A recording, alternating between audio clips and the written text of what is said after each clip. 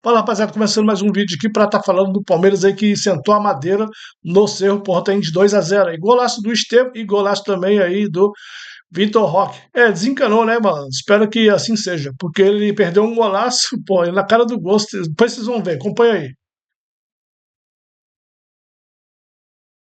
O risco, mas ele ficou muito mais perto de fazer 3, 4 gols do que sofreu empate, mesmo com um lance no final, com a bola batendo no travessão. Então, o que eu posso esperar mais do time que é líder do Campeonato Brasileiro e faz a melhor campanha na Copa Libertadores? Porque aí, a gente olha para o lado, e eu estou olhando para o Pedro Ivo Almeida, como ele faz muito bem, a gente tem que olhar para os outros clubes. Há clubes também muito mais fortes que os seus adversários e que não estão fazendo. Vamos falar de um deles daqui a pouquinho. O que se espera deles. Então, eu acho que pro momento da temporada, olhando o calendário destrutivo, 2 jogos por semana, pouco tempo para treinar e etc., o Palmeiras cumpre bem o que dele se espera até o momento, mesmo não jogando o que eu espero que vá jogar ao longo da temporada. Não, rapidinho só para seguir, eu acho que a gente teve esse papo aqui numa segunda-feira que a gente debatia a fritura exagerada dos treinadores, que parece que a gente está sempre no... mas podia ser melhor. Mas o nível, a régua é mais alta, o teto é mais alto, podia ser melhor. Eu acho que o Palmeiras se encaixa nisso. O time podia estar jogando mais bola? Podia sofrer menos ou competir melhor contra o Cerro Porteño no primeiro tempo? Podia. Mas dentro de tudo que a gente enxerga, que a gente não tem 70 grandes partidas de uma equipe, sabe? É ótimo, porque há um mês, 2 meses, pouco mais de um mês e meio, a gente estava tendo aqui que debater, porque do lado de fora a questão era se o ciclo do Abel tinha se encerrado, organizado depois do jogo vaiava. Então o que se faz? O trabalho que anda. E com os números, é comparativo. O Palmeiras briga pela melhor campanha para levar vantagem sobre os seus rivais diretos na competição. O Palmeiras está muito bem. Podia. O Vitor Roque, o gol de hoje é importante pela confiança, para tentar chegar perto dela, porque ela não está estabelecida. O Estevão já teve que fazer um outro tipo de jogo hoje, não exatamente como vinha funcionando com gente correndo pela direita, tem coisa melhor, todo mundo tem, mas entra naquele papo nosso. Se a gente sempre se apegar ao podia ser melhor, nunca vai estar bom, só a semifinal da Champions. Até porque... E vamos PSG. Quem não poderia estar melhor?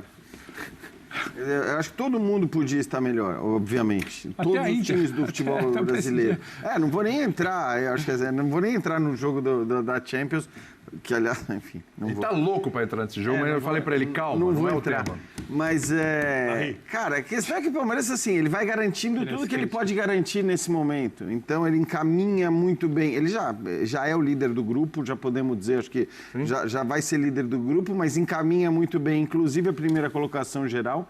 Aí eu não sei o quanto o Abel faz questão dessa primeira colocação geral e o quanto ele vai escalar os principais jogadores na Libertadores. Ia fazer questão, Jean. Tem condições disso e é importante.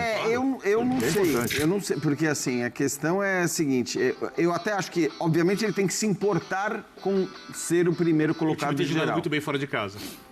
Mas não é nem por isso. Mesmo Eu acho que assim, é importante, claro que é importante decidir em casa. E não adianta dizer que no ano passado foi eliminado em casa pro Botafogo e pro Flamengo. No limite.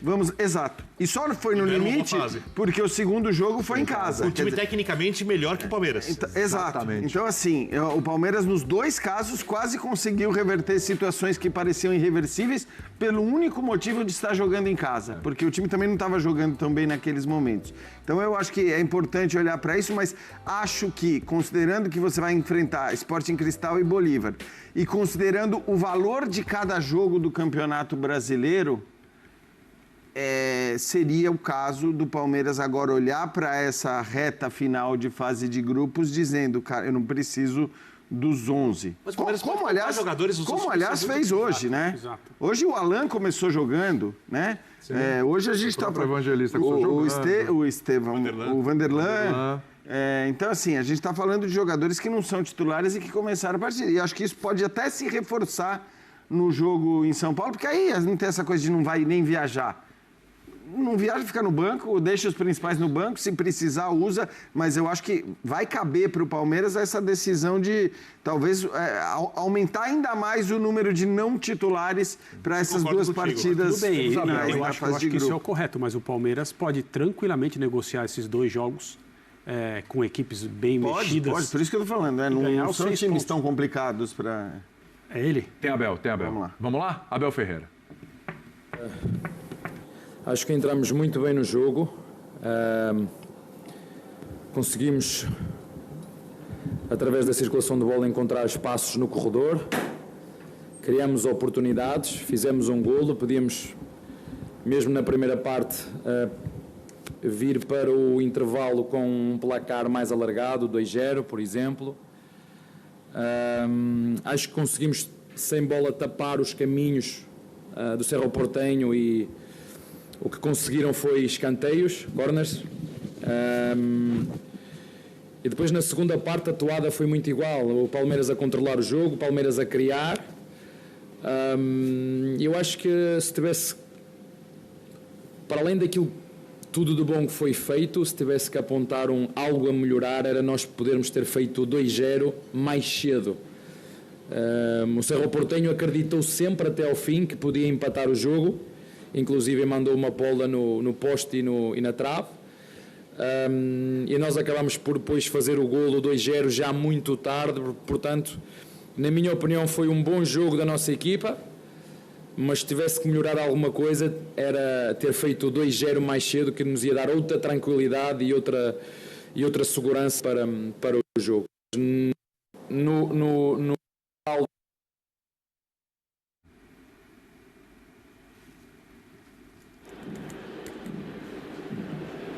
A gente está com um probleminha lá com o áudio e até com a imagem ali do Abel Ferreira, né? Vamos ver se a gente consegue recuperar, retomar para ouvir o treinador do Palmeiras. Aparece em frente o goleiro, desperdiça oportunidade e tudo. É aquela tal bola vadia, aquela bola marota que pode entrar, né? E aí o que era uma vitória pode ser um empate, que não seria tão ruim assim para o Palmeiras, mas realmente ele tem razão. Ele já falou isso algumas outras vezes, hein? De matar o jogo mais cedo. O André agradece muito pelos termos bola vadia e bola marota, isso, que habitualmente utiliza nos seus comentários. Agora, eu falei que ele ia entrar no território da crítica. Eu acho que... É tão certo quanto o amanhecer. Ele é rancoroso, ele diz que é uma questão saudade, mas é rancoroso. É uma questão, sabe que não? É uma questão muito mais, para mim, de individualidade do que de algo que o Abel possa resolver. Tá. Por exemplo, vocês falando do Vitor Roque. É óbvio que você olha o Vitor Roque e, por enquanto, ele não é um jogador de 25 milhões de euros. Não.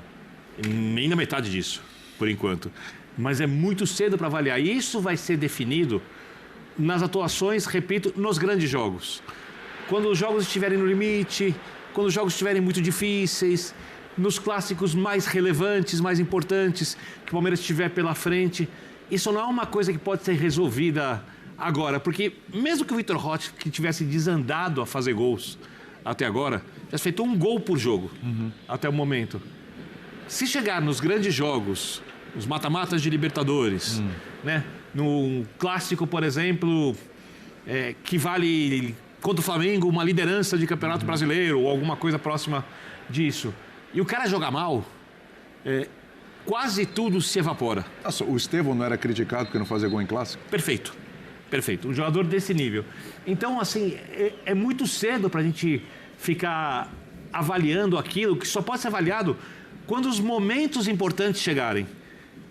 Então, acho que é óbvio que o futebol do Vitor Roque, mas muito óbvio, mesmo não sendo ruim, está muito abaixo daquilo que se espera dele. Se ele for esse jogador a vida inteira no Palmeiras, o palmeirense não vai estar satisfeito com o valor que foi pago e com a contratação dele, mesmo ele sendo útil. Mas quem garante que ele será esse jogador ou que ele vai evoluir, não dá para saber. É só o tempo mesmo. Até porque ele vem de temporadas ruins na Europa.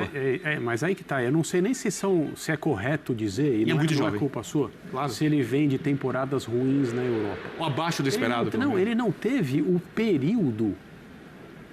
Ele não conseguiu quase jogar, né, André? Ele não teve um período, uma amostra pela qual seja justo julgá-lo.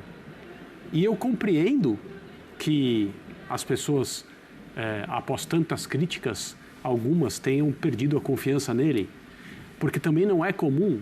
Você acha que isso não aconteceu lá? O jogador vai direto para um time da elite do futebol, em pouco tempo ele está em outro time do mesmo campeonato, mas um time infinitamente menor. Então, mas isso não é um sinal de que perderam a confiança nele lá? Que pode ser uma avaliação errada do Barcelona também. E ainda em pouco tempo ele está de volta ao Brasil.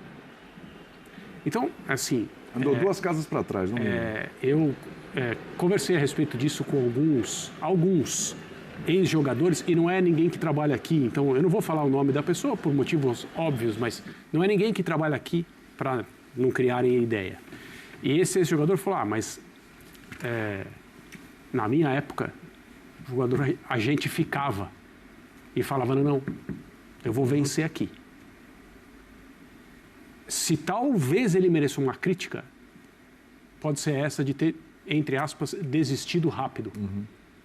Tudo bem, o Barcelona, neste momento, não é um clube fácil para você jogar, ainda mais para alguém que chegou tão jovem diretamente do Brasil. E financeiramente fazer escolhas por causa das regras da Liga. Mas sempre é uma escolha dele, né? O empresário queria que corresse para outro. Tem mil outra minutagem. interesses e mil circunstâncias envolvidas. Mas talvez se ele falasse, se ele fincasse o pé, não, eu vim para cá e eu aceito a reserva, mas eu vou trabalhar e...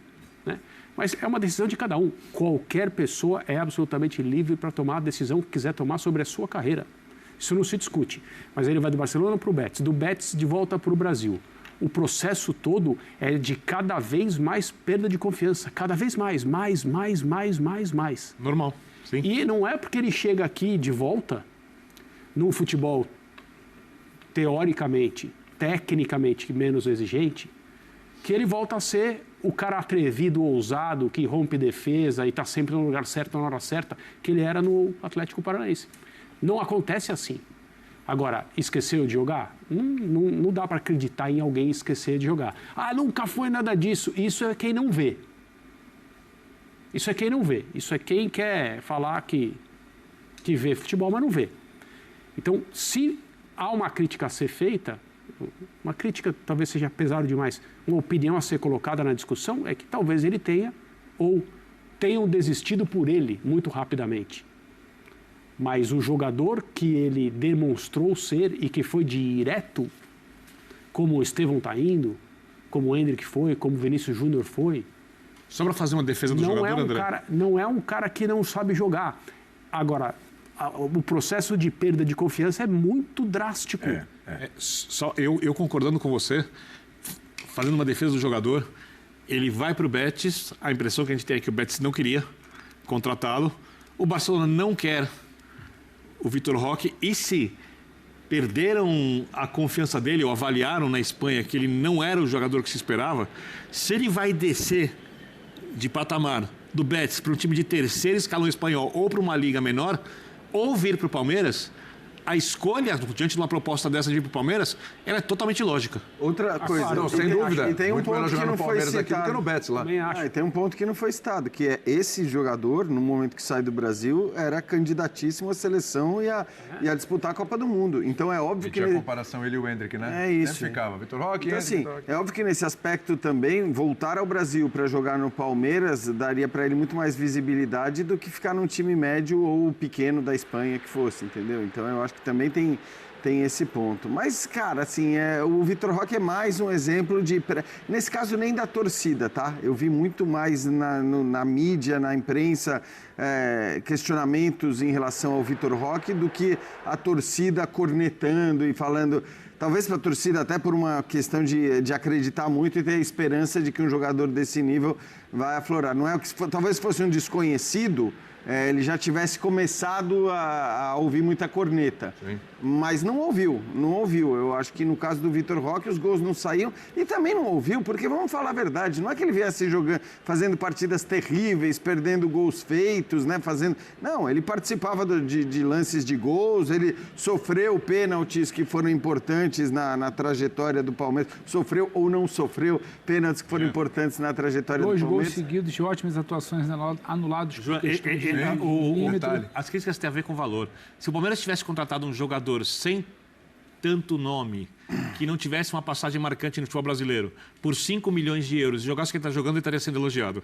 Mas... A questão é o valor pago. Não, tudo bem, mas eu acho que ainda assim a gente... É muito cedo para avaliar se valeu a pena ou não. É isso, porque, cara, eu vejo...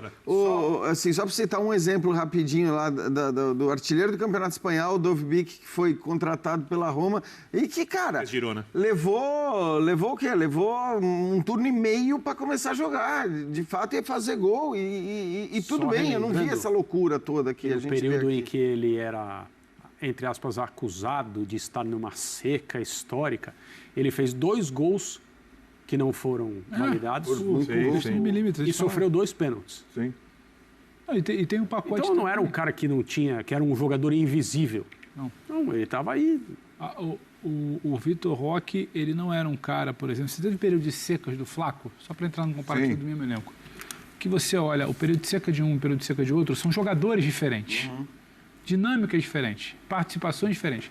E o Vitor Roque entra, o balaio do valor. O Palmeiras há quanto tempo sonha em ter o camisa 9? Sim. O Palmeiras está desde quando na temporada falando que vai chegar o camisa 9? Então está tudo nas costas desse cara, que vem também de desconfiança de primeiro time na Espanha, desconfiança de segundo time, um cara que era convocado, era época de seleção, era para sub-20, para pegar a cancha, para depois ir para a principal, que estava todo mundo de olho, maior velha da história de clube aqui, ali, isso tudo entra no balaio, porque a gente tende a achar que o cara que acabou de chegar da Europa por esse valor, ele tem que chegar com 7 gols em 4 jogos. Aí volta toda aquela loucura da régua que a gente sempre coloca. Nada menor que isso tá aqui para ser exaltado. Porque quando a gente fala muito dos números, eu acho que a gente aqui mesmo batia. O Vitor não vinha jogando mal. O Palmeiras passa a ter novas dinâmicas ofensivas a partir da presença do Vitor. De onde ele chega, de onde ele arrasta, de onde ele abre caminho, de onde ele puxa a marcação. Só que o André falou, acho que foi o André que falou. É pouco interessante falar isso, né? Sim. É mais interessante. Põe na tela, 10 jogos, o que está acontecendo? 487 minutos para dar um passe, 556 milhões para conseguir fazer um... verborragia, né? Como é que é? A contundência, né, Gerard? A contundência aqui de falar que o Vitor não vinha jogando... fazer inveja para muita gente que está reclamando de calendários, muita coisa.